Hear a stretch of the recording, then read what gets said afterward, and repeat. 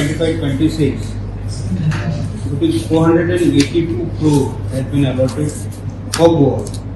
It's for railway. It's not. It's for Southwestern Railway as well as Konkan Railways. So it's totally 482 crores allocated for railways in Goa for this year. And total investment that is being done is 5,696 crore. This includes all the station development and track new lines, and doubling of tracks, track renewal, everything. Even route electrification of railways.